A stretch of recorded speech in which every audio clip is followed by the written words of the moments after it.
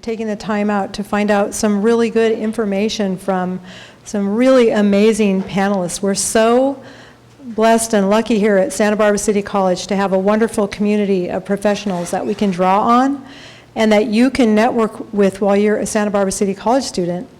And I think that because you are here, you're kind of ahead of the game, because you're here because you're motivated, you already have a potential to network and make connections with people in the community. You're more than welcome afterwards to come and speak to these panelists individually. So good for you for coming. I'm Gianna Mori. I work in the Career Center, as does Val Yerman, who you met when you came in. We're so pleased that you're here today. I would like to give a little plug for some events that are happening in the Career Center before we start, because not only can this event help you, but there are some other things that are potentially related to whatever career or job or school options that you are thinking about that can help you get ahead and stay ahead if you have the time to do it in your busy school schedules. I know right now is a pretty busy time for class, isn't it? I would like to give a welcome not only to you, but also I want to give a shout out to our live streamers. We have individuals who are watching from afar, and we welcome them as well. And I'd like to say hi to Steve. Welcome, thanks for coming. I'm glad you made it. Sorry, mate. No problem, no problem. Some of the events that we have coming up are next week is a job and internship fair. Watch your email for that. If you need an internship while you're here, or a job while you're here, or even if you don't need one right now, it's a perfect time just to go to talk to employers to see what they have available. We have a LinkedIn workshop coming up. As some of these panelists will attest, you probably will 100% need a LinkedIn account, a professional social media account, I guess you could say, a professional account that links you with other individuals out in the career world. We also have law school. The Santa Barbara College and Ventura Colleges of Law are going to be presenting in our department, and one of the reasons I bring that up is because environmental law is also an area that some of you might consider going into, and the person who is doing the presentation actually has a lot of background in that area. And last but not least, we have the Santa Barbara International Film Festival is presenting on their volunteer opportunities that they have available. And what better way to support the environment and is to make some beautiful films. So maybe some of you have that artistic side to you. That could be also another consideration, just to get out there and have something for building your resume. Always look at my emails, because we have so many great resume builders as well as workshops. So again, welcome, and with that, we'll get started. I'd like to introduce our panelists. To my very left, we have Steve Wagner. Sorry, it's Kathi. He's sitting next to Kathi King. We have Steve Wagner with Goleta Sanitary District, and they just had a really fun event, which I don't know if you ended up hiring some City College students, but I know you needed to have some dinosaurs. So some people that act as dinosaurs, and we did advertise that job on our Job Connection for students. Steve is a general manager of the Goleta Sanitary District, and you'll find out during this time what that is. What do people do in the Goleta Sanitary District and why it is so important. Next to Steve is Kathi King. She works for the Community Environmental Council. And I'm very excited to learn more about the Environmental Council. It's been very instrumental in our Santa Barbara area, so I'm excited to hear what she has to say. She's a director of outreach and education. Next to Kathi, we have Haley Schneider with Geosyntec Consultants.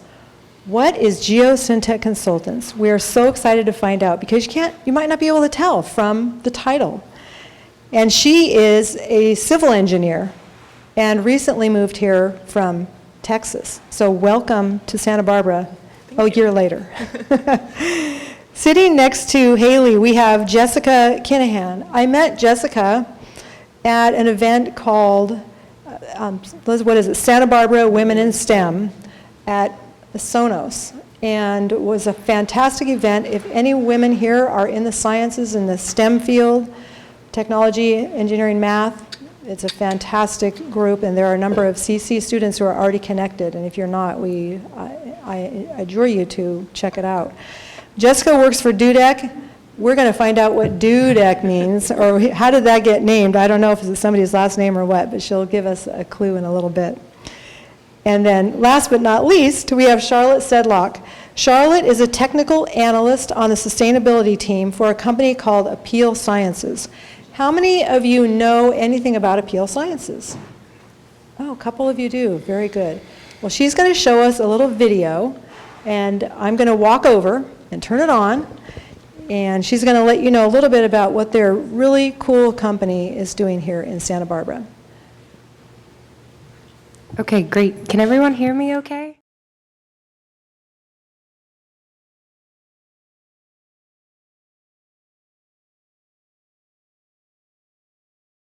So happy to dive a little bit more into that and what I do on the sustainability team. But first, I wanted to tell you a little bit about Apeel Sciences and what we're trying to achieve. So if you go ahead and play the video. Perfect, thank you. So again, we're Apeel Sciences. We're a company based up in Goleta, and what we're really trying to accomplish is to build a more global, resilient food system, and one of the big ways to achieve that is by reducing food waste. So some may know this stat, but actually 40% of produce is wasted before it reaches our plates, and we felt, what are ways to contribute to the global food system? Let's try to tackle reducing food waste. So we really look to nature for answers to see how is nature solved this problem for thousands of years in the past. And so for the past 7 years, we've been developing a technology to increase the shelf life of produce to reduce the waste. So as you can see from the video, we will have like green beans here, and there's a peel on the right and green beans on the left without our product, and on the right with our product. So our product's a plant-derived material that's applied onto produce that increases its shelf life. And the way it does that, it reduces the rate that the produce loses water and reduces the rate that the produce is oxidizing. So from being able to have that technology, we're able to increase the shelf life by 2 to 3 times, given on the type of produce. With the produce lasting longer, more opportunity to eat that and more opportunity to reduce food waste. So that's what Apeel is really trying to accomplish. More specifically, I'm on the sustainability team at Apeel, and what we're really focused on is how do we incorporate decision-making into all the different functions at Apeel and act in a way that's most environmentally and socially responsible. So I'm really excited to answer questions about our technology, our company, and what's it like working at a mission-driven company that's producing a product that has benefits to the environment. So please ask many questions, and thanks guys for having me. Thank you. And I just read in the Pacific Coast Business Times that the company got some kind of a deal with Kroger Foods, Ralph's, right? Mm-hmm. Yeah, we just announced that we have a national expansion with Kroger soon to come. So very soon, Apeel treated produce will be on the West Coast. So stay tuned. All right.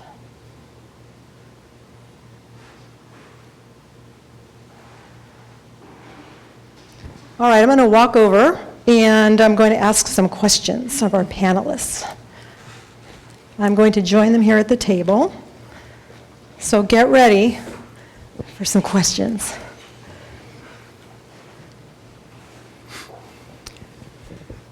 Charlotte, you just gave a wonderful introduction about your company and organization that you work for, and I would like to pass on to Jessica the same question. Tell us about Dudek, what you do, and I would like to know how it got its name. Sure, yeah, absolutely. So thank you all for being here. Dudek is based in Encinitas, and it is actually named after our founder, Frank Dudek, so that's where that name comes from. We're a full-service environmental consulting firm, so I'm a project manager. I always say I'm a cat herder because my job is to make sure everybody else is doing their jobs. But what a big part of what we do is advise clients who are either public agencies or private developers who are seeking to do a project. My specific background, I have a degree in environmental studies from UCSB. I'm actually pursuing my MBA in energy from University of Oklahoma. So I'm actually very passionate about energy and energy space. So looking at transmission, generation, storage, all of the gamut of renewable energy generation. And so we have a lot of folks at our company who also focus on those types of activities. We also have geologists, biologists, cultural resource specialists, land use planners, transportation specialists. The fruit you bought was delicious and nutritious. Oh, no. Me too, but It was as simple as eating produce a little extra protection for its journey to you. Introducing fruits and vegetables with Apeel. Oh, no. From plants. Protect the fruits and veggies you love. Sorry about that. no worries. A little more information about Apeel in case you didn't know about them.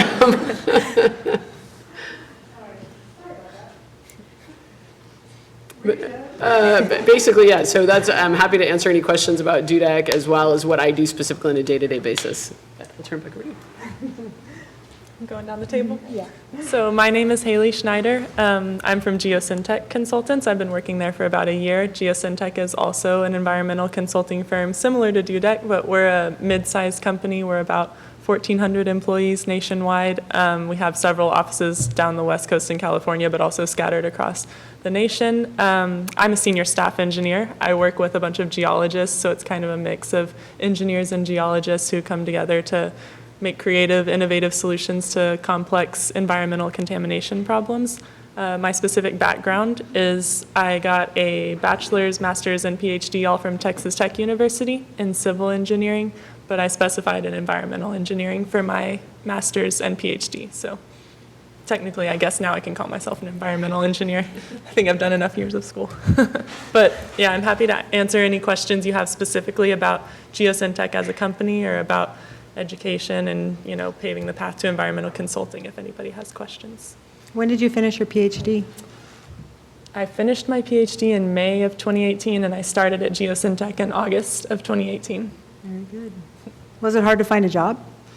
Geosyntec was the first office I interviewed with, and I found them right out. I had a professor who was connected to Geosyntec, so typically, if you stay in touch with your professors, that would be one thing that I highly recommend. They have tons of connections out in the world that just ask them for places to start job hunting, and they can point you in the right direction. That's how I found Geosyntec. Thank you.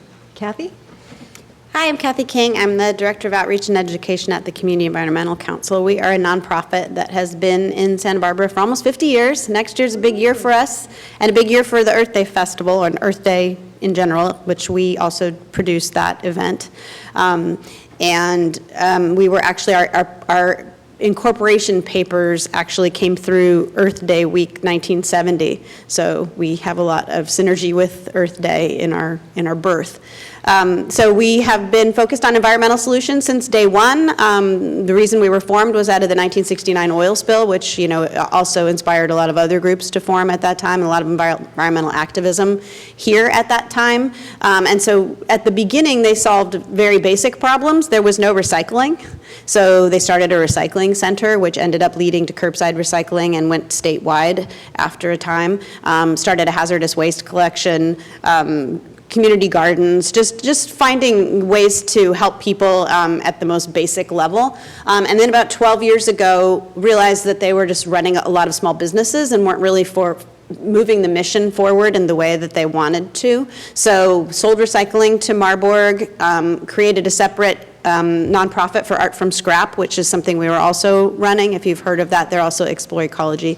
And UCSB now manages hazardous waste collection. So the things that we did still exist, but now we are focused fully on energy and the transition to clean energy. And we do that with 5 programs: Go Solar, Drive Less, Drive Clean, Rethink Food, and Ditch Plastic. And the plastic program is something I also do in addition to the outreach and education side. We have a pretty active program in advocacy and in education for that as well. We've advocated for a lot of the single-use plastic reduction laws that we have here, especially in the city of Santa Barbara and Carpinteria. So I've been there since 2008, and I went here to get some education on the environment. My original degree from San Diego State is in telecommunications and film. I worked on a little TV show called Full House for 3 years in my other life in TV production in Los Angeles, and then we moved up here to raise our kids. And I didn't, there's not a lot of TV production opportunity here, and it's really not something I wanted to go back to, so I came here to get some education about the environment, and that's what got me plugged in to find CEC. Fantastic. So you mentioned Explore Ecology, that's a part of the CEC? you It said? was, and now but it's its not own. now. Yeah. So Explore Ecology is a nonprofit here in Santa Barbara that does post opportunities regularly for Santa Barbara City College students. You can find them on the Job Connection, which is a jobs database just for Santa Barbara City College students. Has full-time, part-time, paid and unpaid positions available. And if you're interested in doing any kind of volunteering related to some of the tasks that Kathi was just talking about, Explore Ecology would be a good organization to look at. So we'll give a little plug for them.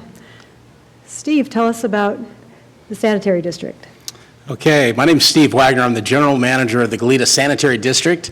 The Sanitary District, people don't know a lot about districts. What are districts? They're actually a form of government, and there's literally thousands of special districts in California that perform some type of governmental service. You've heard of cities and counties. Well, there's different districts that perform specific tasks throughout California. You might have a recreation district, a fire district. We are a sanitary district, and we provide wastewater services for the Goleta Valley. We own and operate a regional treatment plant that receives wastewater from the cities of Goleta, Santa Barbara, and the unincorporated area of Santa Barbara County, along with UCSB and Isla Vista. So wastewater, what do? We collect it. We have an underground collection system about 132 miles. We have an industrial facility, that's the treatment plant, or what's called the Water Resource Recovery Facility, because as you've kind of heard here a lot about energy, we recover energy, obviously water, and biological nutrients through the treatment of wastewater. So we receive yucky water you get rid of that you either flush down your toilet, your sinks, or your showers, and it goes through a pretty incredible process that mimics nature in a lot of ways. But it's a full industrial facility that's running 24/7. We treat about 5 million gallons of wastewater a day. We produce about 1.5 million gallons of recycled water a day that's used by the Goleta Water District as for irrigation. And in the future, we're going to be increasing that reuse of water to potable reuse in the future that might be stored in the groundwater. We just completed a pretty comprehensive strategic energy plan, and since part of the process that we do generates energy in the form of methane or biogas, there's a lot of ways to capture that energy and actually be energy sufficient for our site.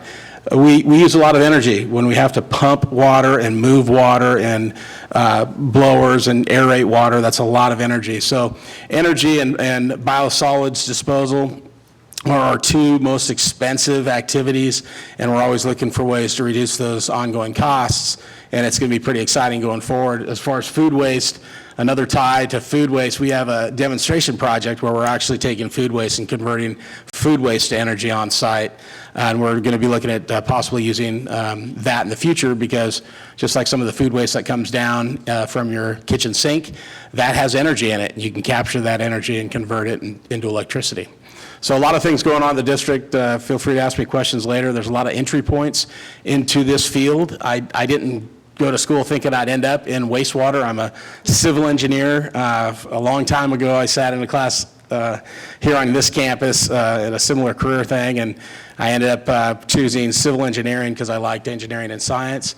I was somehow lucky enough before it got really hard to get at Cal Poly. So my undergraduate degree is from Cal Poly in civil engineering. I'm a licensed civil engineer, and then later on I got a master's in public administration. So if you want to ask me questions later, please do. Did you get your master's degree while you were working? I did. I was really lucky after, back when I graduated from Cal Poly, jobs were easy to get. There was a lot of opportunity when I graduated.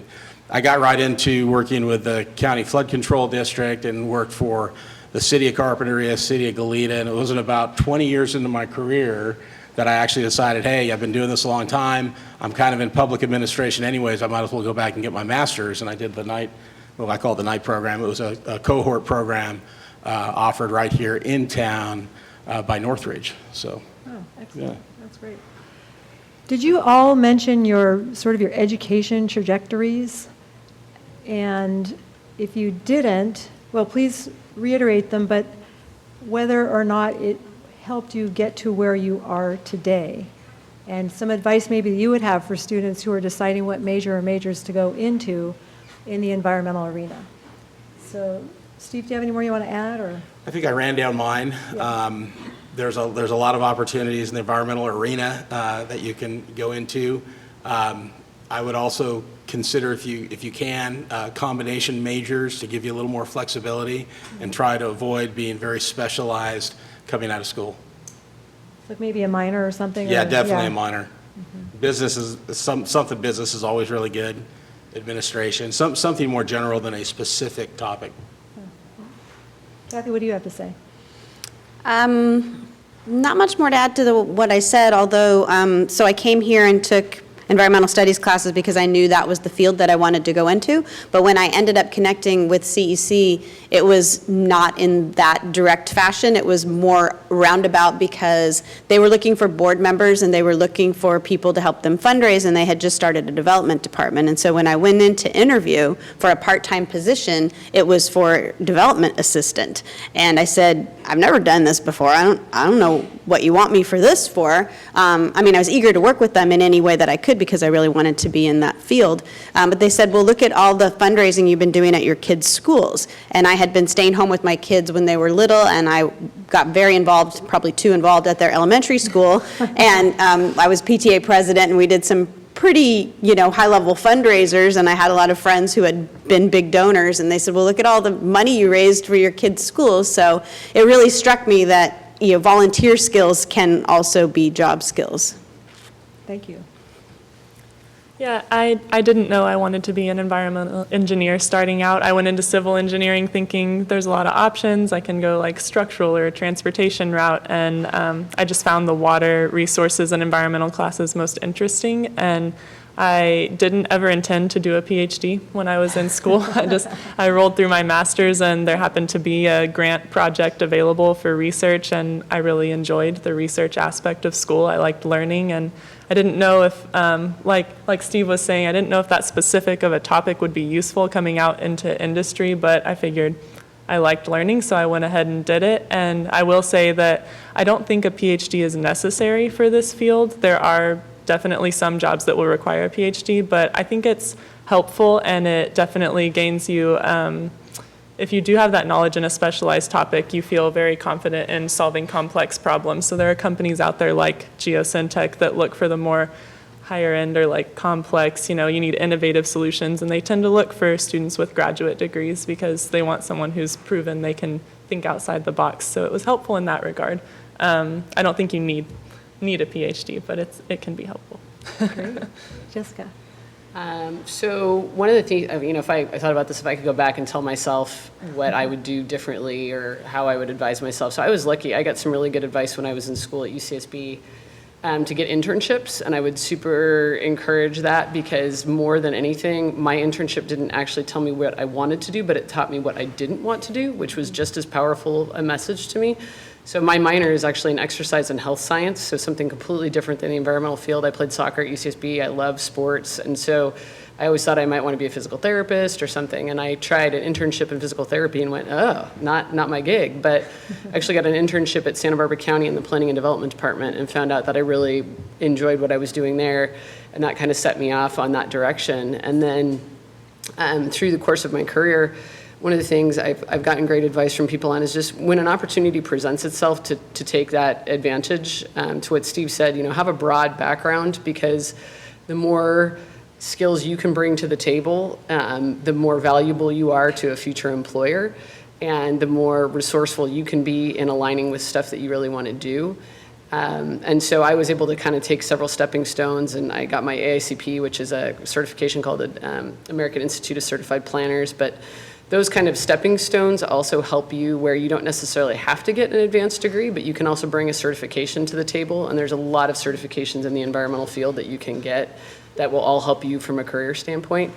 And then I'm sitting here now, 20 some odd years into my career, and I guess similar to what Steve did, I decided, I'm kind of ready to try something different. And I'd been wanting to get my MBA for a long time, and I had gotten to a point and said, I wonder if there's an MBA out there in energy. And I literally Googled it, and University of Oklahoma came up, and I went, hey, this is cool. And I looked into it, and it worked out for me. So you just never know where those opportunities are going to come from, and I think it's really important to keep an open mind and look for those chances when they present themselves, and to, again, have a broad base of experience. It really helps. Wonderful. I do want to give a plug for Santa Barbara County internships. They have a lot of internships available, and I think it's kind of a best-kept secret. And while you're a student, you have that opportunity to apply for those internships, and I highly recommend that you do. They do post them on the Job Connection. I'm going to keep plugging that Job Connection. But of course, you can look online directly on their website or Indeed. But look at those and seriously consider doing an internship, whether for the government or for corporate.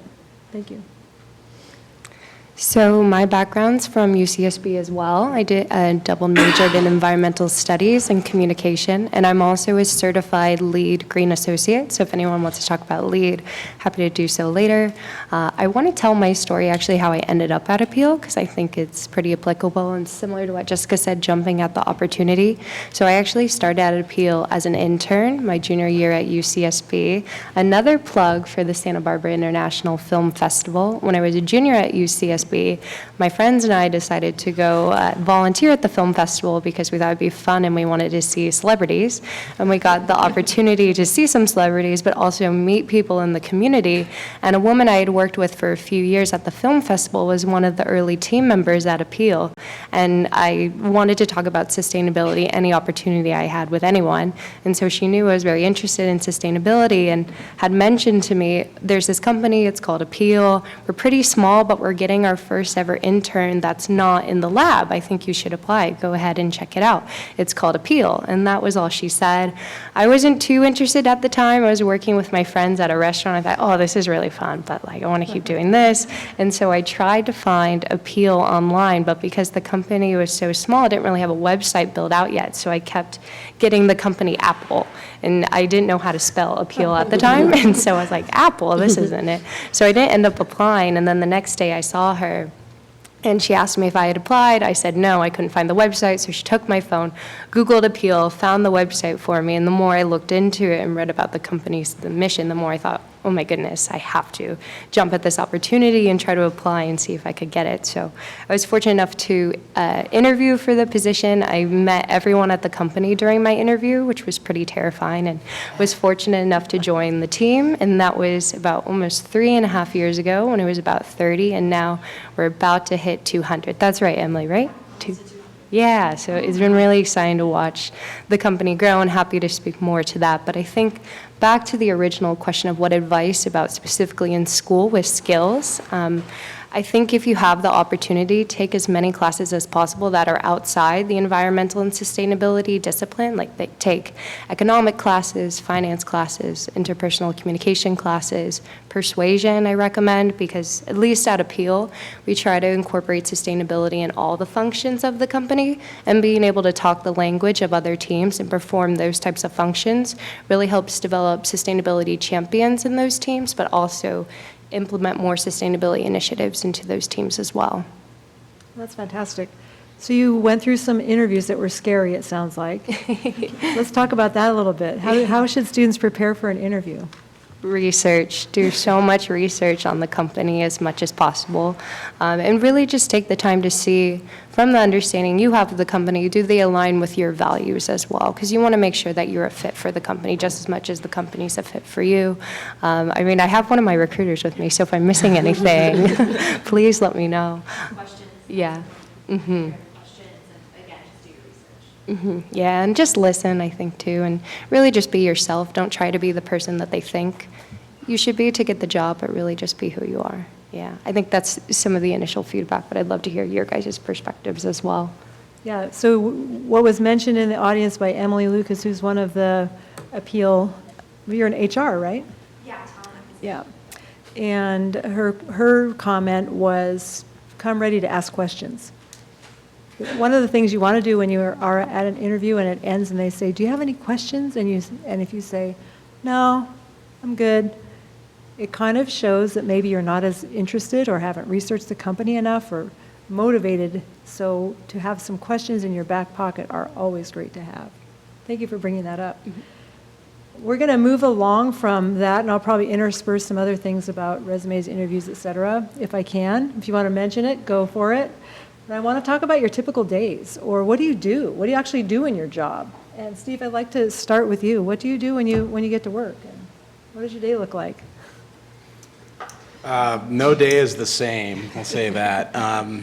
In my role as general manager, I kind of oversee the day-to-day operations of the entire organization. So with that, I spend a lot of time with my employees because that's really important to really know what your employees are doing. You know, I obviously have a management team, an executive team, but just being out there, being present in between all the other stuff you have to cover as a general manager is really important. Of course, I'm glued to my computer a lot of the day doing emails and writing reports and calling people and talking to people.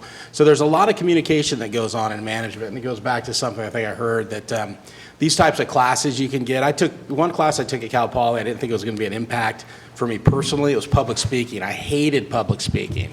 I took this class in public speaking, and I got to tell you, the more you can be confident and present well in public and communicate, that's a huge thing for people that are interviewing you. If you can look people in the eyes and give a good interview, be confident, you've researched it, and when I say research, don't just look at the internet, call someone up there and have a conversation and be able to speak to that, and do come with questions. So anyways, my day kind of flies by like that. I could be at different meetings, on-site, off-site, all over the place. I am involved in a lot of organizations that are part of our industry, and that comes with the networking not only regionally, but throughout the state and throughout the nation in our industry of wastewater, because there's a lot of regulation, there's a lot of legislation being formulated all the time that's either a good thing for us or a bad thing for us. So I end up having to lobby quite a bit at the state and federal level. So the position kind of takes you a lot of different spaces. Very interesting. How about you, Kathy? I bet it's pretty different than Steve's. It is different, but I think the commonality is that there's a lot of variety. No 2 days of mine are really ever the same. We've gotten incredibly busy. We're really starting to excel more and more at partnerships. So we're working with a lot of other organizations, which really increases the number of events that we're doing. And this month alone, I think we have about 24 events. So I'm involved with that on the planning side for the most part, depending on what the event is, but do a lot of meetings about figuring out what components are needed for the event, and just making sure that all the pieces are in place. We have a breakfast this Friday that I'm still working on for all the little things that have to go along with that. So a lot of meetings. We meet twice a month as a staff, so we get to just catch up with each other and hear what everybody else is doing and figure out where there are holes in what people need help with.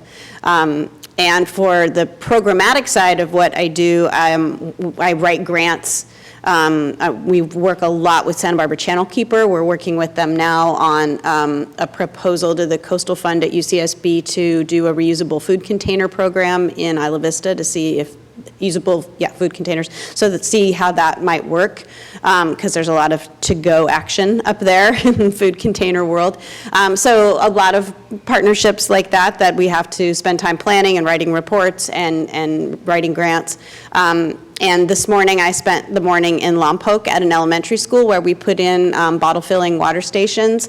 And so when we do that as part of a grant, I get to go and talk to the kids about single-use plastics and the issues with them and the impacts of them. So I did 4 assemblies this morning, starting with TK and K, which was just so adorable. You're getting the whole gamut of the age range today in school. So there's a lot of fun pieces to it. A lot of after hours. We have a lot of evening events, a lot of early mornings, a lot of weekends. So it requires a lot of energy and flexibility. But this is my passion anyway. You know, I feel that there's a lot of overlap with my life and my work. I can't really separate the two anymore, I don't think, because, I'm so concerned about the future that I'm always reading about it or listening to a podcast on my bike commutes to and from work. So I'm glad to be in this deep because I feel like it's necessary. That's great. I hear not only public speaking or being able to speak well in front of others, but writing. Sounds like it's also really important. Yeah. All right. Haley. Yeah, so something I've noticed is I think I'm a little more junior than a lot of my fellow panelists, coming just to Geosyntec about a year ago, and so I think I can give a little bit of a perspective of what you can anticipate in an entry-level position. So I'm a senior staff engineer, and my day-to-day also includes a lot of variety, but it's less project management and more like one day I can be out in the field collecting groundwater samples or soil samples or air samples, and then the next day I can be writing a portion of a report that's processing the data that was collected, the week prior or something like that, and then I can help with budget or something, all these little supplementary tasks that project managers need the junior staff to help with. So there's also a lot of variety at entry-level positions, just a different kind of variety. But. Great to have that perspective. Thank you. Jessica. I think what I like about my job the most is that it's never the same thing, similar to Steve. So it's on any given day, on a my phone is always on my bedside table from when I get up to when I go to sleep. So that's something that perhaps, to Kathy's point, like it's my interface with my personal and my business life are kind of overlapping, but I do it because I like it. I probably could draw more firm boundaries if I wanted to. Communication is pivotal for what I do. Communication, I would say, for actually any profession. I can teach someone the skills that they need to know for the job, but if you have the soft skills like good communication, good public speaking, you're easy to work with, you're pleasant to work with. In my business, if you aren't easy to work with people, we're a very entrepreneurial company, which is what I like about it, and it means that you have to create your own environment around you and work with the people you want to work with. So if you're not easy to work with, people aren't going to want to work with you. So building those relationships is a huge part of what I do on a daily basis and through phone, email. On a bad travel day, I'm up at 4 a.m. going wherever I need to be. On a good day, I'm getting up and I'm rolling into work at, 8:39. Coffee always is paramount to success, and afternoon and coffee usually.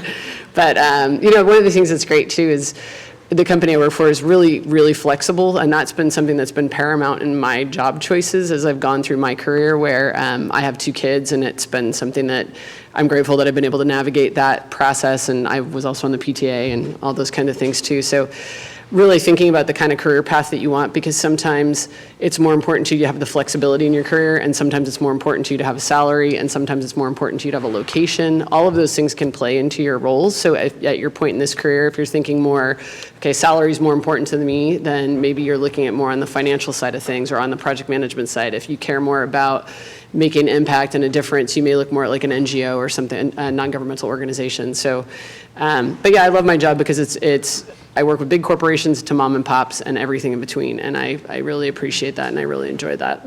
When you travel, what do you do? Usually it's for meetings with regulatory agencies or at client meetings. I've actually done wetland delineation surveys in Louisiana for Union Pacific Railroad, where I was out walking literally in the middle of a swamp and saw alligators and stuff like that, which was pretty cool. So yeah, it really varies. And a lot of times it's out in job sites. I've been out on wind farm sites, which is pretty cool, and was in Tehachapi, and it was in the middle of winter, and it was beautiful, and so that's a neat part of the job as well, getting to do that kind of stuff. That was great. One of the things that Jessica mentioned is values.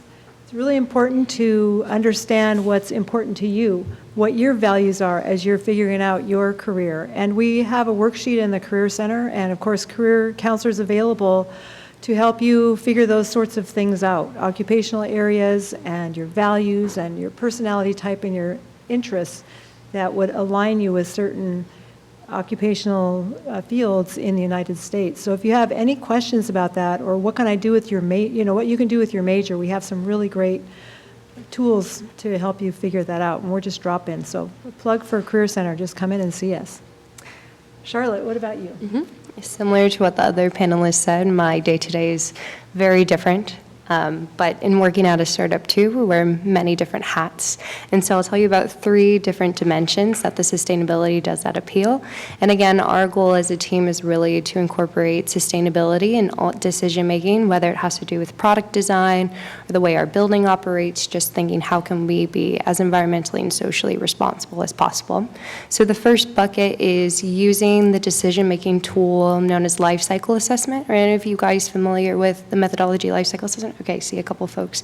For those of you who are new, I recommend checking it out. I wish I had studied it more in my undergrad.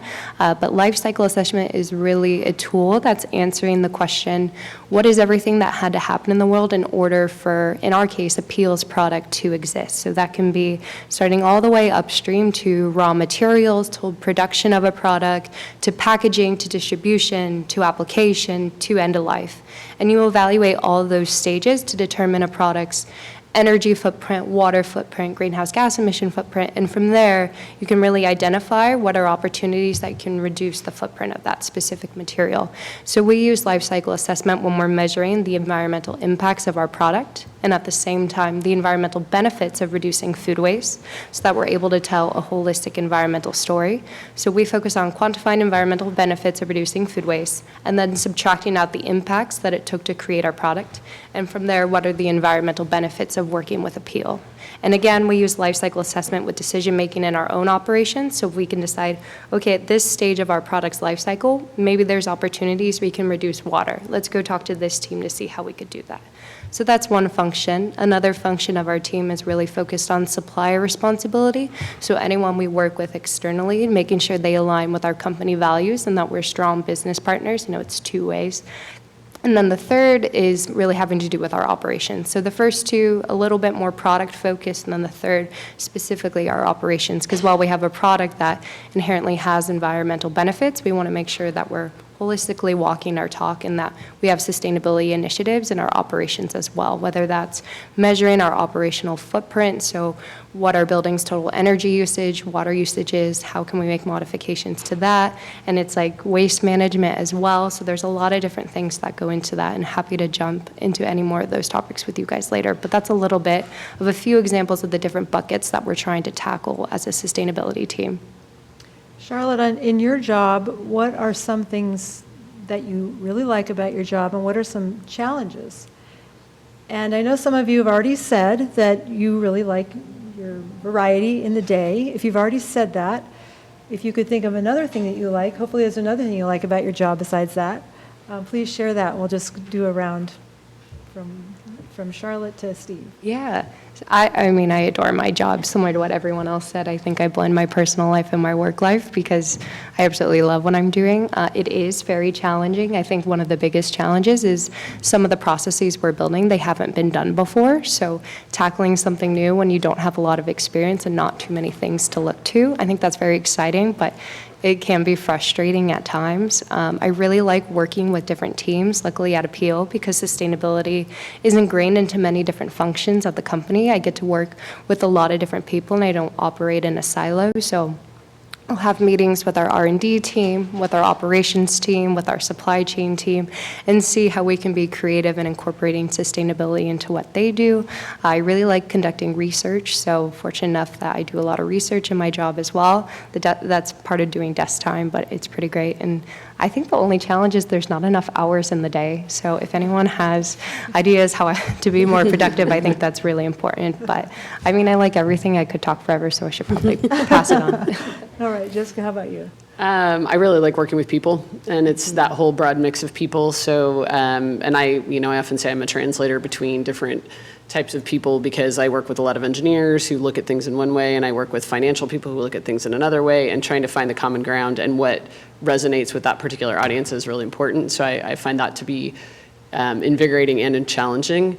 And then, from a project management standpoint, to respond to what I don't like in my role, there's a lot of contract administration and financial accountability that you have to be held to with both your clients and with yourself. So, for example, I have to make sure I'm on top of invoicing our clients for the work we're performing.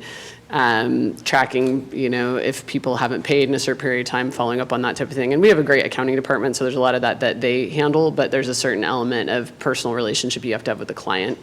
So that's probably, and I'm very fortunate, I have great clients, so that very seldom happens, but over the course of my career, that's probably been the most unpleasant thing, is having to get on the phone with a client and go, all right, we've delivered the work, here's what we need from you. But overall, that's a very, very small part of the job. I'd say, the vast majority of it is the great stuff like research and working with people and being invigorated by the projects you're working on. That's really cool. Great.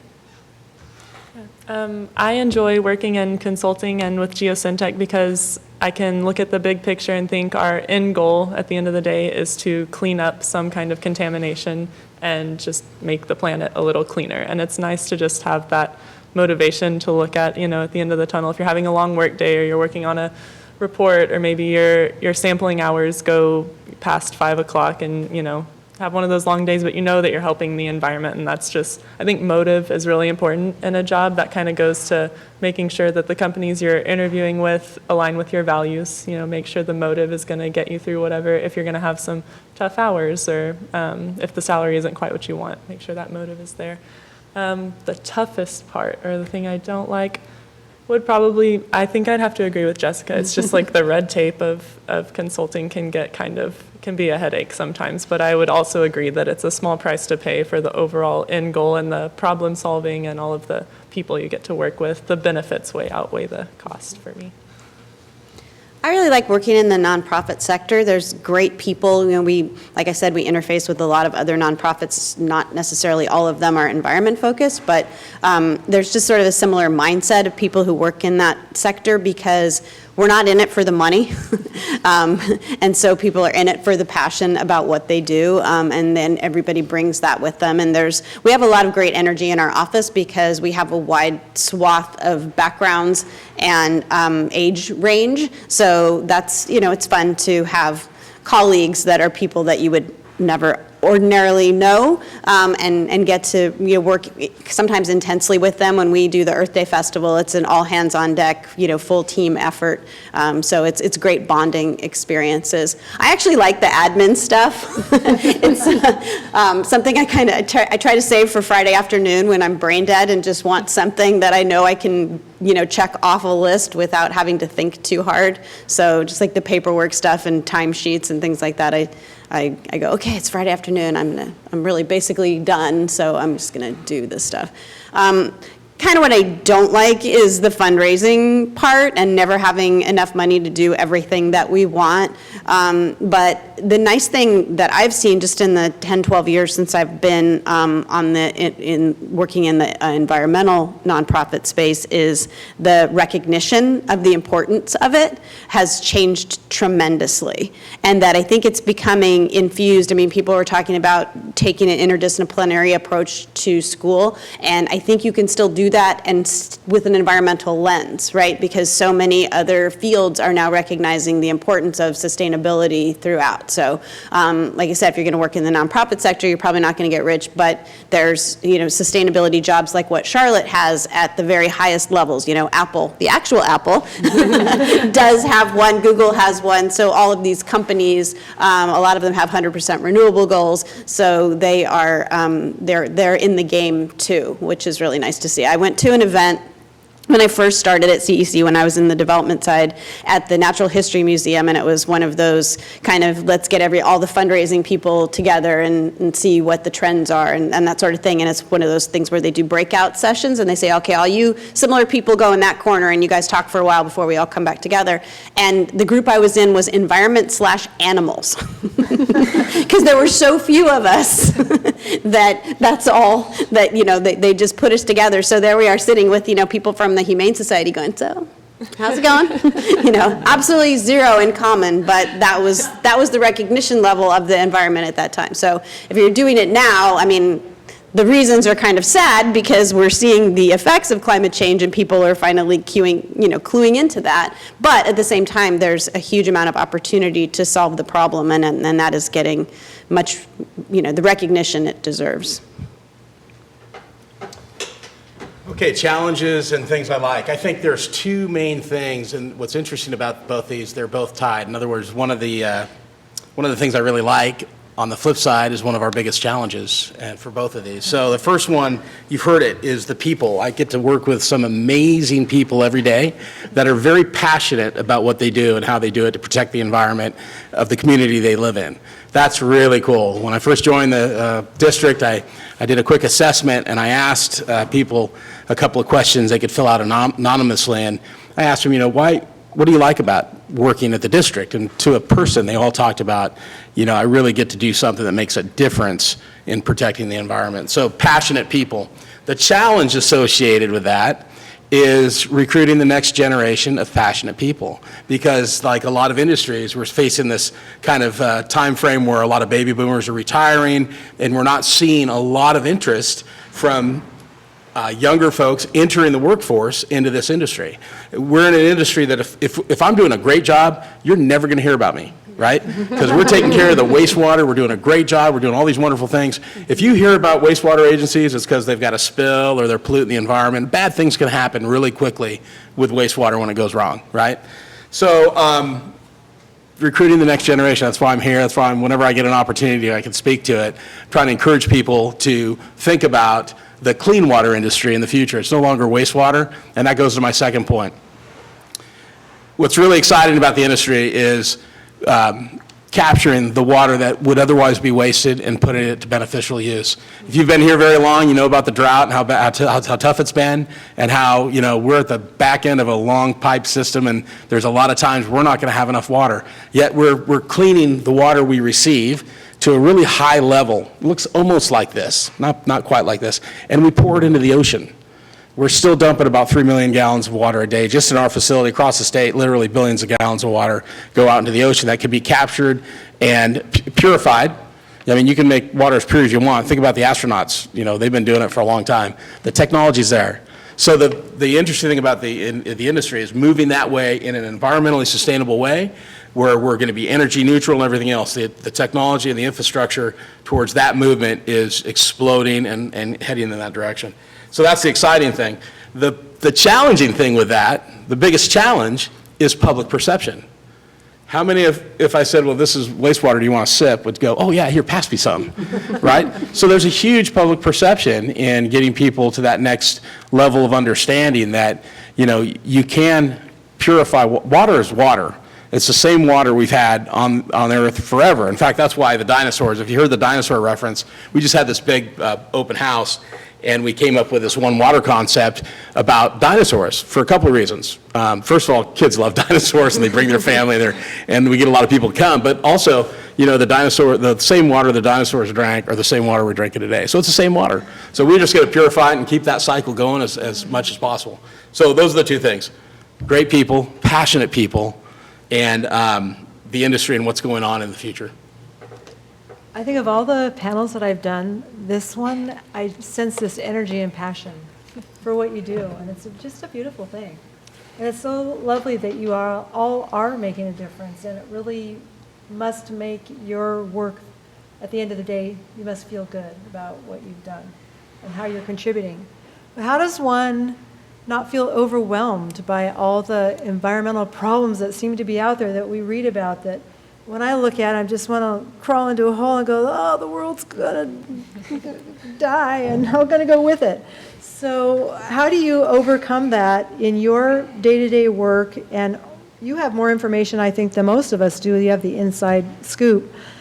And what would you recommend students such as are here today for what area of environmental science or the environmental area that would have the most impact or the most important today? A lot of questions in there, so feel free to answer however you like. Charlotte, you want to start with you? Yeah. There's this running joke in my office that whenever I'm reading the really depressing stuff, I put on my hood and kind of curl up in a ball. So I think how I deal with that sometimes, especially with the food waste stats, they can be pretty depressing sometimes.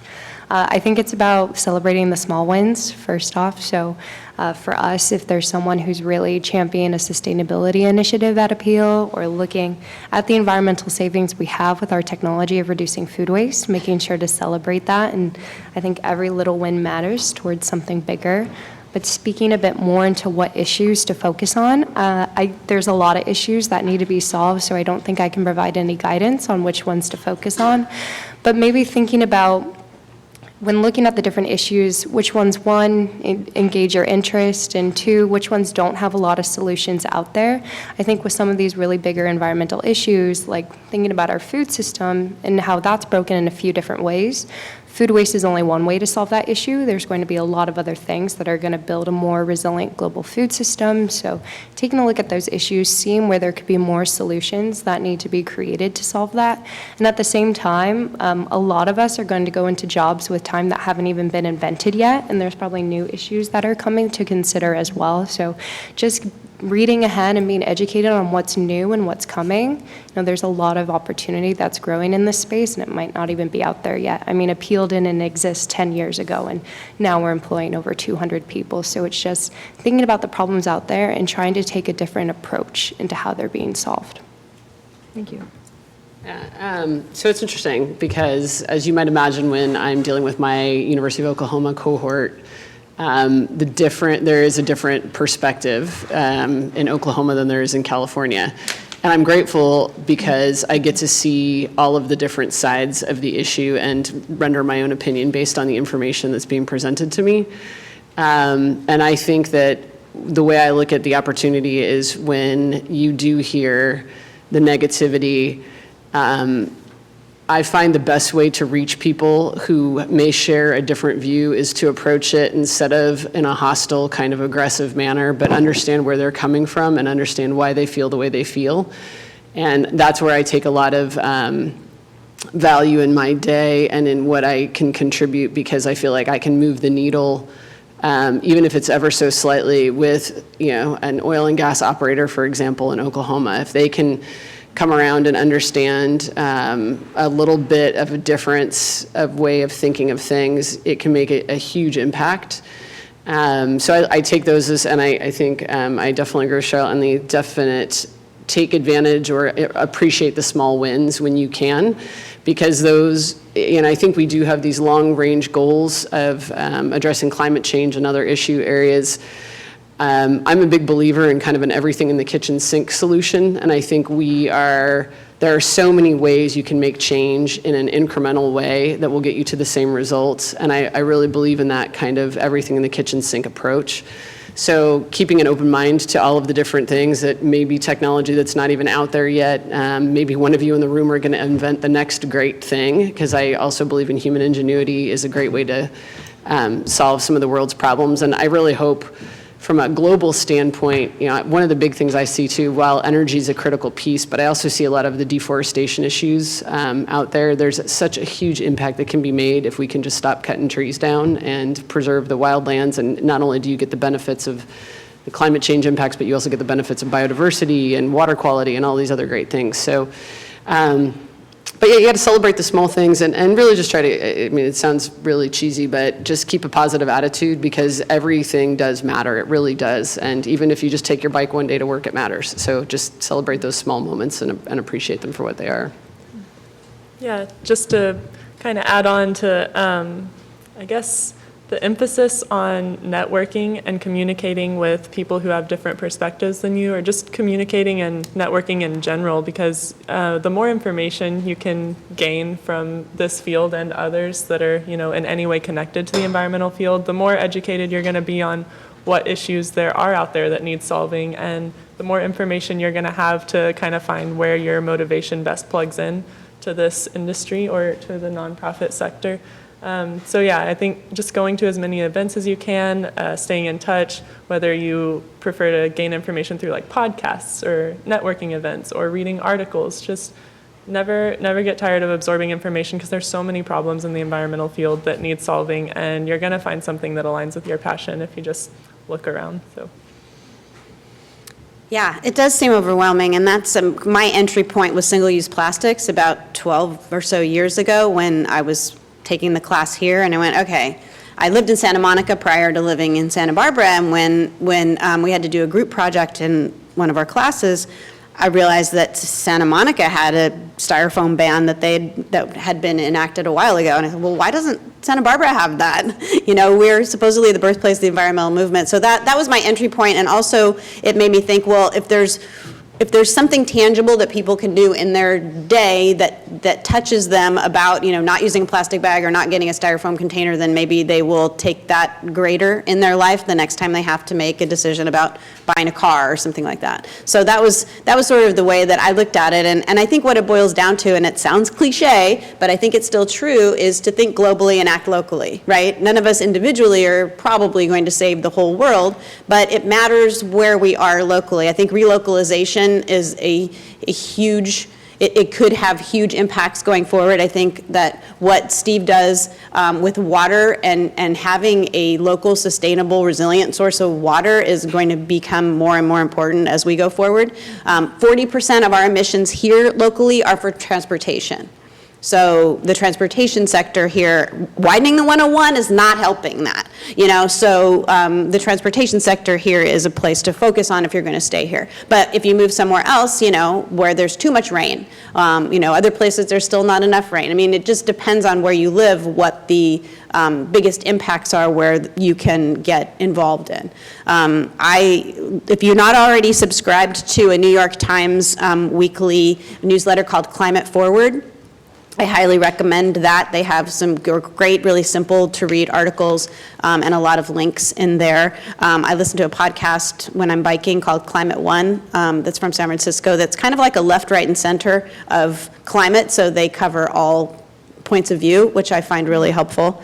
And then there's another little roll-up newsletter called EcoWatch where they sort of aggregate articles from a lot of different places. So those are ways to just, that I use to stay in touch with what's going on in other places and to see, you know, what the newest and most interesting trends are in what's happening. And I think really one of the most exciting things, especially this year, has been the youth involvement in this movement and the climate strikes and really making your voices heard. I think that has really re-energized the entire movement and given people like me who feel like you're kind of toiling in the trenches a lot more hope and inspiration.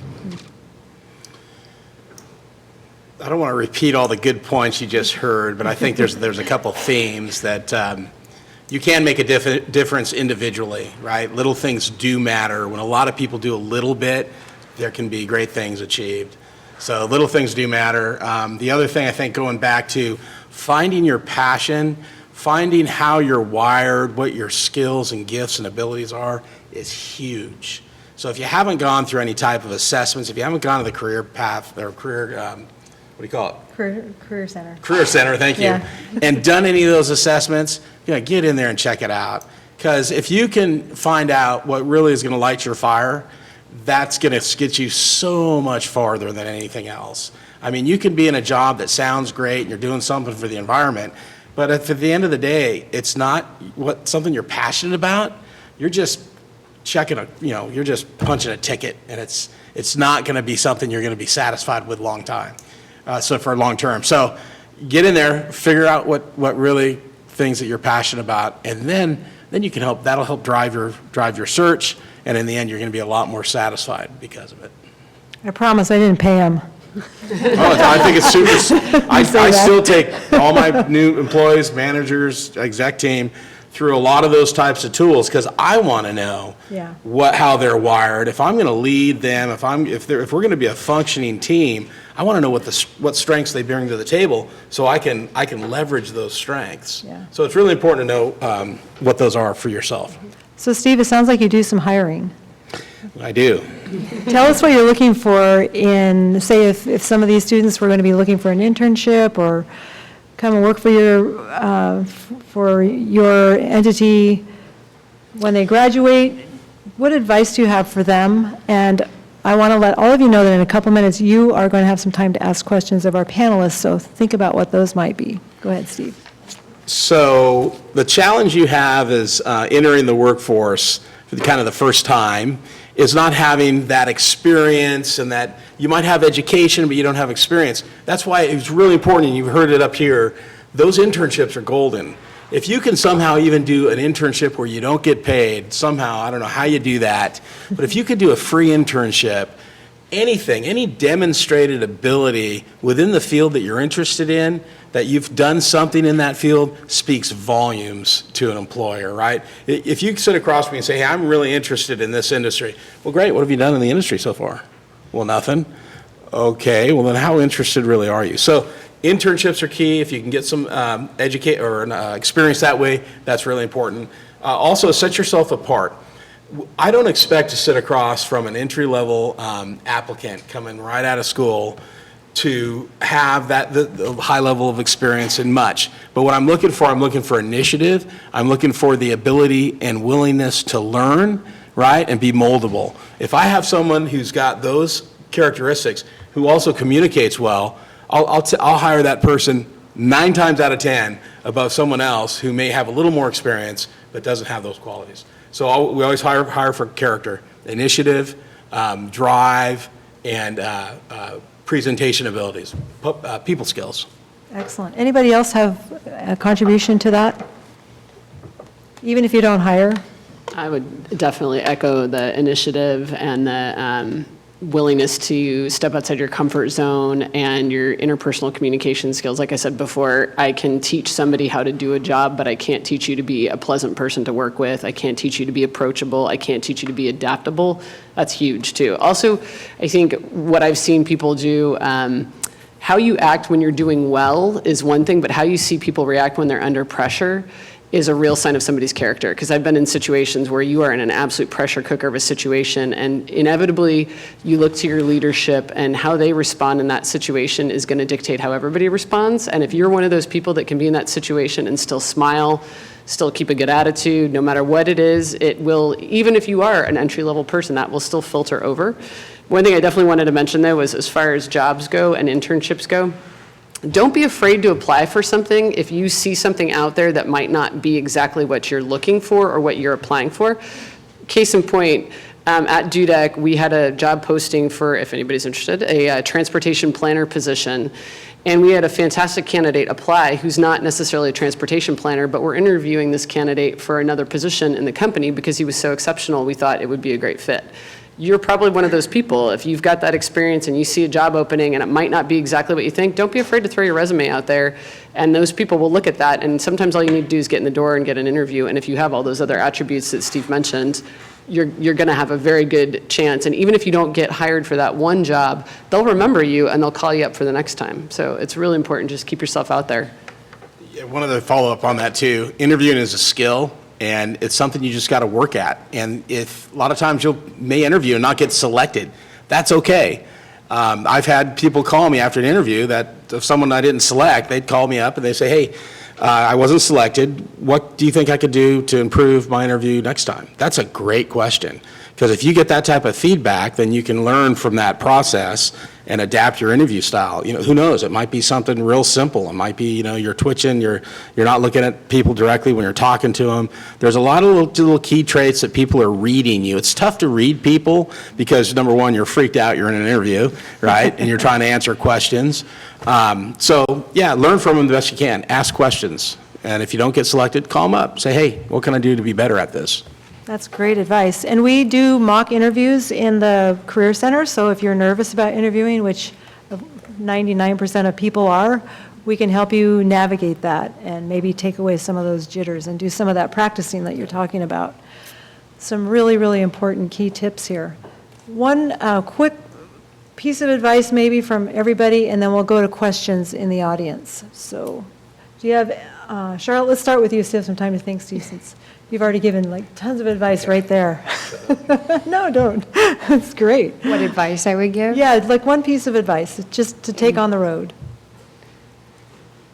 I think just ask questions. If you're interested in anything and you see someone doing it, just go and ask them questions, and listening as well. Like especially in the work I do, I think at times how we help get sustainability integrated into different teams is that we listen to them. We listen to what their needs are, what they're trying to improve on, how they can use some help, and by that we can turn and say, here's how we think we can help you. I mean, sometimes it can be frustrating if you're talking to someone and they're not listening at all, especially when it comes to interviewing, or maybe someone you're working with, they're not listening, and then the work doesn't end up getting done. So there's some great classes here, and I took one at UCSB on active listening, and so if you're looking to learn more about that, I recommend giving that a start. But again, just also, if you're really interested in sustainability, I recommend in learning different skills that are outside of sustainability as well, if you want to work in the private sector, because that really helps build champions in the space and to get the work done.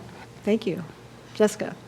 Well, like I said, don't be afraid to apply for jobs that you may not think you're qualified for, and build your network. It's really important being here today. Take a business card, look me up on LinkedIn. I may not have a job right now, but I might know somebody who needs or has a position posted. So it's amazing the kind of networking that you can get if you are proactive about it. Excellent, thank you. I would say don't get bogged down by the structure, and I mean, there's a certain level of professionalism that needs to be maintained when you're job searching and entering the workforce, but always remember to just like be who you are, you know, use your strengths, play up your strengths, and look for a company that fits you, because there will be a good fit for you. Don't try to just like squish yourself into somewhere that may not be right for you. Super. Oh, gosh, I don't know what I can add that has already been said. There's been so much great advice. I think, you know, being engaged, when people come in to talk to us who have clearly looked at our website and poked around and not only just, you know, lightly read it, but really dug into some of our work and that come armed with questions about that. And to Jessica's point, we have interviewed people that didn't get one position, but that we did end up calling back for another position because they made a good impression. And a good impression, I think, is all of the things that you've heard here, in addition to, you know, kind of dressing up. Making it clear that it's meaningful to you to be there. So, you know, getting a little bit dressed up, whatever that means to you, is important. I think a lot of people send personal thank you notes, which it seems to be a lost art, but I really like getting them. So, and it helps somebody stand out in my mind, you know, when we're looking for somebody for something else. Steve, is there anything about the resume we need to talk about? Keep it simple. Again, at an entry level, you know, we're not thinking you're going to have a whole several pages of experience, but keep it simple and have a lot of people look at it just to make sure, because, you know, one of the things I'm always interested in is someone's writing capabilities, right? And your resume is a snapshot of your writing capability. So if there's any weird stuff on there, typos, whatnot, that does not go well. Because if you don't care enough about just doing that right, what else might you not care about? So yeah, keep it simple. Also, as far as job experience, you may not be able to get an internship in the industry, right? But any job you have is experience. And I'm looking as an employer saying, hey, did this person stick with a job for more than 6 months? If I see someone who's bounced around 3 months here and there, and you know, I don't see any, you know, at least a 6-month stretch, that's a red flag to me, right? Because I want someone who's going to be able to stick to the job and do well. And the other thing is, no matter what job you have and no matter how bad your boss is, leave on good terms so you can get a good recommendation. Because if you put Billy or Sally down and I'm going to call them up and they're going to go, oh yeah, this person was no good, that doesn't help. So always work knowing you're going to need a good recommendation in the future. Great, that was fantastic. I feel like we covered all the bases. Thank you so much. I'd like to open it up to the students here to ask questions. And what I'm going to do is I'd like you to ask the question, and I'm going to repeat it so that the people who are live streaming can hear it as well. So who would like to be brave and go first? Yes. I wanted to know. Actually, you want to just take this. Yeah, sure. I wanted to know if you got a Bachelor of Science and or a Bachelor of Arts. I know, I'm sure you have a Bachelor of Science, but I also wanted to know how important it is to have a Bachelor of Science or not, and what the difference is within your careers that you have either or.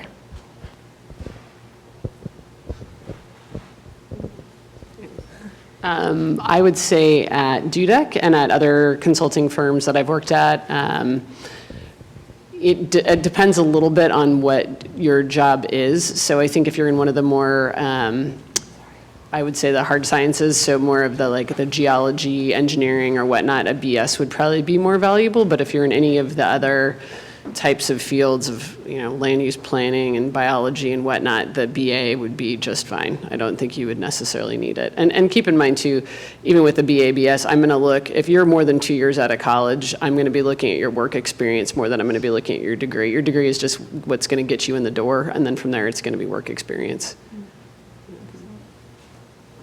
Thank you. Anybody else? Let's start with you here. Oh, yeah.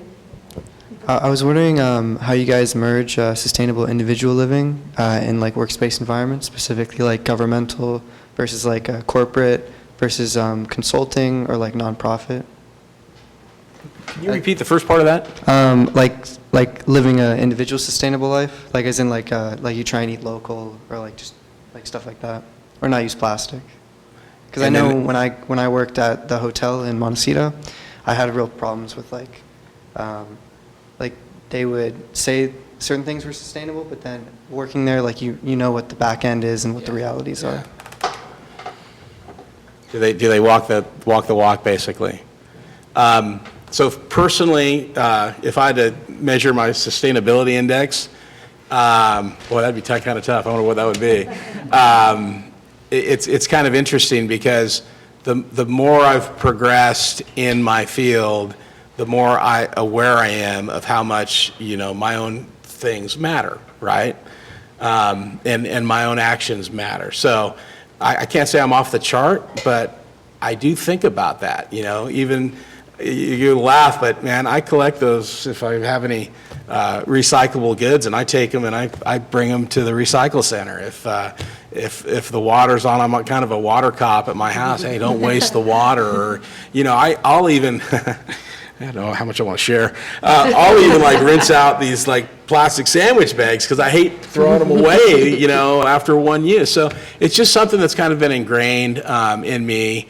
And it was enforced by my kids, actually. That was the other thing that was really helped that. But for our organization and our culture, we are a certified green business program. We do approach things a lot like you've heard. What is the impact? What is the impact of these operations? How can we reduce our carbon footprint, our whatever it is, the amount of trucking we do, and how are we going to move forward and be better at this to benefit the environment? So that is very much part of our culture. Thank you. Would anybody else like to answer? Yeah, I would just like to say I see something common in our generation coming into new employment, that we kind of may be a little bit idealistic with sustainability, and we really do want to see people walking the walk, not just talking the talk. And I think that a good thing to point out, and something that I've seen happen in my own office, is that you can always take the initiative to speak up if you want something to be done more sustainably. And I think if you're working for a company that is a good fit for you, your management will take your words into account. We had an employee who started around the time I did about a year ago, and he actually initiated a sustainability committee in the Santa Barbara office for Geosyntec. And now we go at least once a week and we recycle film plastics at Albert's, and he brings in a compost bin to the break room so we can all put our produce waste in there. And so don't ever be afraid to speak up and enact positive change, because that's how you can make a significant positive impact, is just pointing out something that you see being done wrong. I totally agree with that. And it's a balancing act, Even in our office, sometimes people put the wrong thing in the compost, and I'm just like, oh, you guys, come on. If we don't know, who knows, But it is, it is hard, to do it right all the time. But I totally agree with that. And I know it's hard to be the lone voice at a business, but the idea of a green committee is excellent. And I've spoken at some retirement homes lately, and that's what when they keep raising their hand, well, no one's going to listen to me. I said, well, start a green committee. And actually one of the retirement homes I spoke with did that, and they've implemented a whole bunch of amazing solutions. They keep calling me and emailing me to telling me the next thing that they've been doing. So a green committee is a great sort of neutral way to do it, because then you don't feel like the lone voice, or, you know, that you're sticking your neck out, and it's also easier for management too, right? To say, well, the committee has recommended, even if it's a committee of 2, you know, that still counts as a committee. So there is strength in numbers with that. Great. We had a question over here. Yes, you want to shout it out?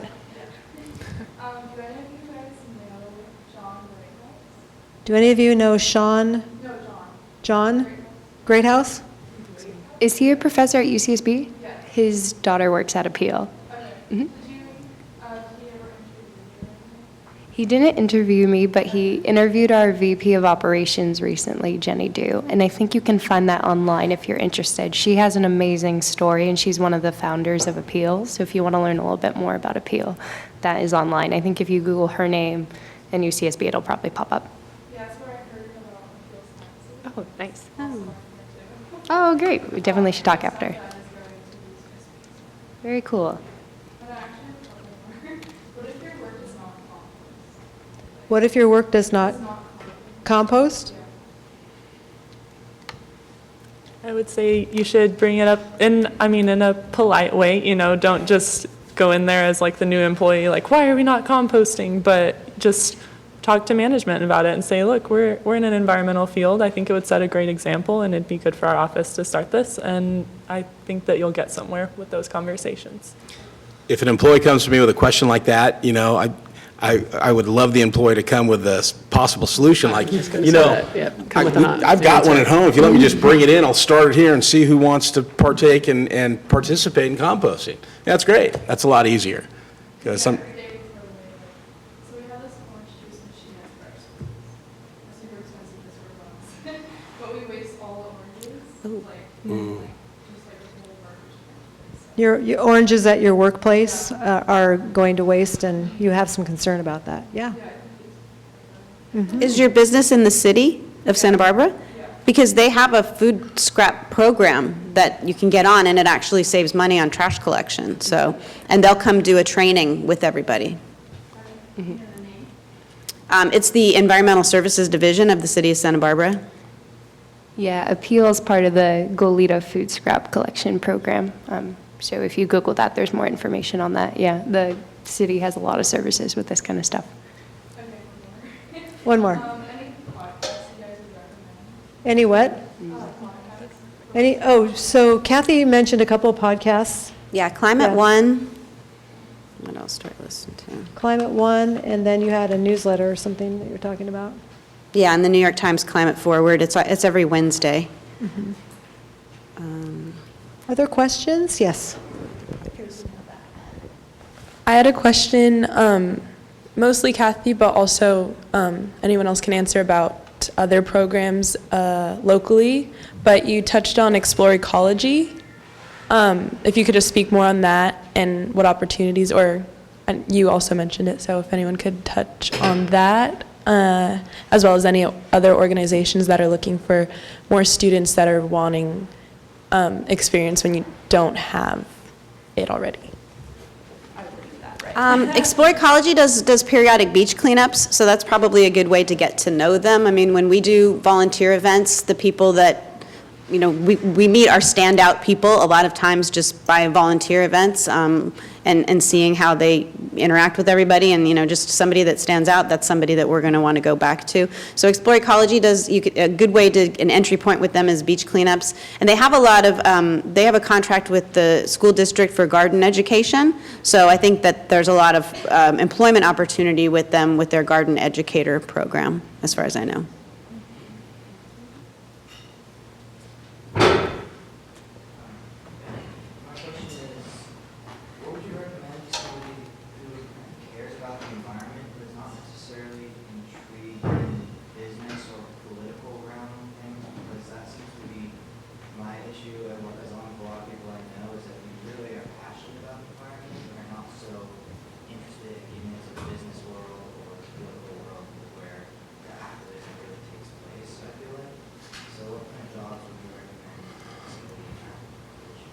Well, we're all in the political world in the sense that we need to vote, right? I'm going to repeat the question, and tell me if I ask it right. So somebody who's interested in the environment but doesn't want to get involved in the business or the political side. Kathi, you had a comment related to that, but what would somebody do? Already working in the field, you will be political, I think. Well, I just Yeah. mean for everybody, Yeah. elections have consequences. And so it's up to all of us to vote, especially, voting the environment is important. What right? kind of jobs might be available for somebody that doesn't want to do the politics or the business side? I would turn it back on you and say, what do you like to do? So, do you like engineering? Do you like art? Do you like, there's so many ways you can detach yourself, I think. I mean, to Kathy's point, we live in the world we live in, so there's some awareness and some connection that we have with the decisions we make to the political realm. But with that said, on any given day, I'm not walking down the street going, okay, today is my regulatory, interaction day. It's more about what's my job and what am I going to get done today. So you can detach yourself from that. Obviously, there's jobs if you're working in regulatory affairs for a large corporation, you're going to be dealing with more regulation and more politics and whatnot. But if you're just, you enjoy civil engineering and you want to become a civil engineer, that you'll need to understand the regulations that apply to your field, but you're not going to be interfacing with that kind of larger political mentality on a regular basis. I think I would also add, you had mentioned policy and business, and there's a lot more sustainability opportunities outside those two fields. So there's NGOs, like what Kathy's working on. You could do specifically more volunteering, getting involved in your local community. Academics, that's a huge field for promoting sustainability initiatives. There's a lot of voluntary partnerships that are being created. There's think tanks. There's a lot out there. And so, again, it's like looking at the whole space and just seeing if there's one that engages your interest. Back to what Jessica was saying, that you're interested in. Yeah, there's everything outdoors, from forestry, to agriculture, to the arts.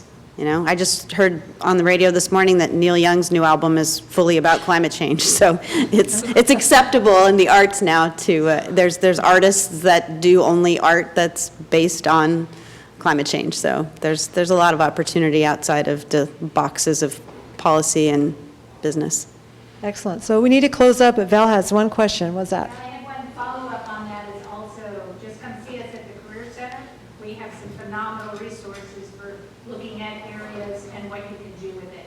The other is a question. We focused a little bit on the BA, a BS, a little bit about masters and what have you.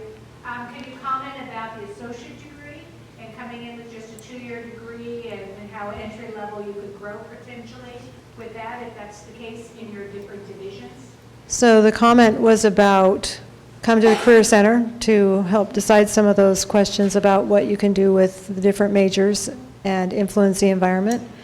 And also, what can you do with an associate's degree? I'll start. We have several entry points in our industry and in our district that don't require a bachelor's degree or even an associate's degree. But I will say that two people side by side, if someone has an associate's degree, that does help. So I encourage you, even with an associate's degree, a lot of times we'll take entry-level people and we're going to train people in that position series that we're hiring for, right? And again, I'm looking for character and initiative more than anything else. But if they have even, the associate's degree would be fantastic. We are looking, the thing that an associate's degree says to me is there's a level of commitment and ability. I mean, you couldn't just kind of fake your way through the associate's degree. You can probably write, you can communicate well, and that'll come through in your interview. So if you're close and you get an associate's degree, there's opportunities for you. Don't feel like you have to get a bachelor's of science in something. I think it goes back to what Jessica said. It depends on the position you're looking for. Mm-hmm. And I worked for Southern California Gas Company for 5 years, and they have a tremendous apprenticeship program and do a phenomenal job of bringing people on the job and training them. But to Steve's point, that if you have two equal candidates side by side and one has an associate's degree and one doesn't, then you're likely going to lean towards the person with the associate's degree and still have all the on-the-job training that you would get as well. Mm-hmm. Oh, fantastic. I would like to have all of us give a big round of applause to our wonderful panelists. Thank you so much. If anybody can stick around a little bit, students might want to come up and talk to you, but I just want to say thanks again. Thank you. Thank you.